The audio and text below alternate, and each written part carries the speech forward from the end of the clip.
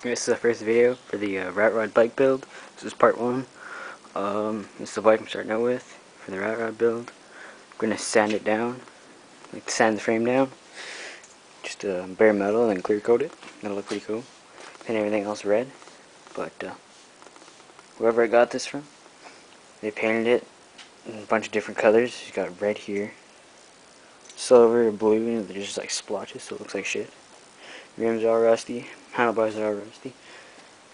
If somebody out there in YouTube land can tell me what year this bike is, or what kind of bike it is, be cool. Yeah, it's pretty trash right now. It's got spray painted red fucking pedals, rusted to shit frame. I got the chain guard somewhere in the shed.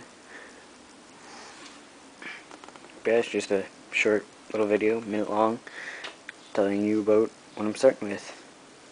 I'm gonna sand it down with some 60 grit and probably some 80. Just get rid of marks. Yeah. First off, I'm just gonna pull these handlebars off. Next video, you'll probably see it bare metal. Okay, bye.